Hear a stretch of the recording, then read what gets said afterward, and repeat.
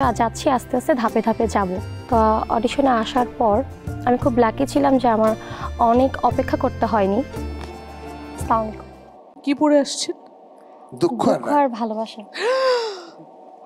ভালোবাসা পাওয়া গেছে। দুঃখের একদম সব সাবানা, সব আমাদের সেলাই মেশিন আনছেন সঙ্গে? না। তাহলে কিভাবে দুঃখ রাগ দুঃখ কিভাবে করবেন? তুমি জানো না, তুমি চলে যাওয়ার পর আমি কতটা অপেক্ষা করেছি। আমার মনে হয়েছিল আমার জীবনটাই থেমে গেছে। মানে ভালোবাসাটা ঠিক ভালো লাগলো না, আমি নিজে মানে আবেগে ভাসতে পারলাম না। আপনি আর কিছু কি আমাদেরকে দেখাতে চান? যাওয়ার পথে যে বাসের মধ্যে একটা ছেলে তোমার সঙ্গে একটা কোনো একটা ব্যাড কমেন্ট করছে, কিছু একটা করছে, একটা কোনো অকারেন্স ঘটাইছে, তুমি দাঁড়ায় আছো বাসের মধ্যে, ওই সময়ের এক্সপ্রেশনটা দেখতে চাই, রাগ। সমস্যা কি আপনার? দেখতেছেন না কেন দাঁড়িয়ে আছি? এত কমেন্ট করতেছেন কেন? আপনার বাসায় মা বোন নেই?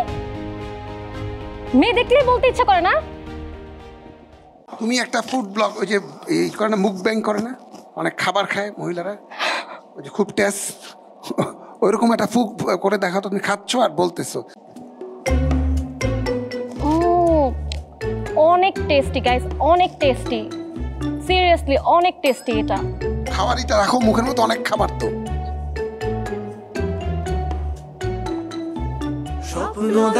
আপাতত খুশি। Thank you so much, thank you ma'am.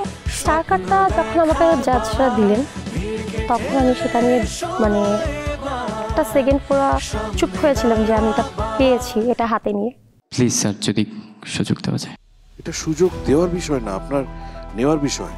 মানে আপনার বাপের সম্পত্তি আমি লিখে নিয়ে গেছি, এখন বড় ভাইকে বলছেন যে বাপ মায়ের সেবা করলাম আমি, আর তুমি লিখে নিয়ে গেলা। এটা 30 সেকেন্ডে করেন, ইমোশনালি করেন। ভাই, তুমি এটা কোনো কাজ করলা? আমি এত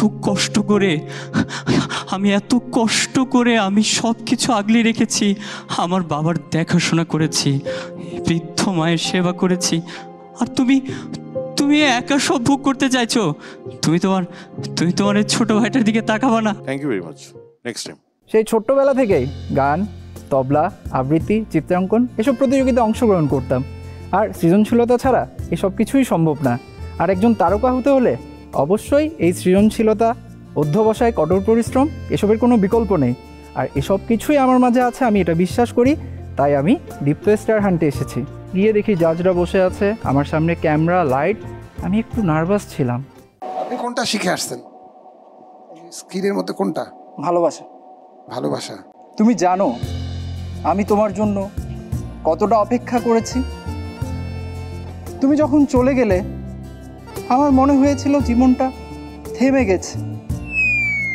মনে হয়েছিল কোথাও কোনো সবুজ নেই, কোথাও কোনো বৃষ্টি নেই। কবিতার বইগুলো হঠাৎ করেই কেমন যেন বলতে বলতে আগে আসে, শুকিয়ে যাওয়া পাতার মতন উঠতে শিখে গিয়েছিল। দীপ্ত স্টার হান্ট পার্টিসিপেট করা অনেক স্ট্রাগল হয়েছে। সকাল থেকে অনেক কাজ করেছি, অনেক প্র্যাকটিস করেছি, স্ক্রিপ্ট দেখেছি। আর ওভারঅল ম্যানেজমেন্টে যারা ভাইয়া আপু আছেন সবাই অনেক হেল্পফুল ছিল। অবশেষে দীপ্ত স্টার হান্টের এই কার্ডটি পেয়েছি, যেটার জন্য আমার প্রত্যাশা ছিল হোপফুলি নেক্সট রাউন্ডে আরও ভালো কিছু হবে। Thank you so much.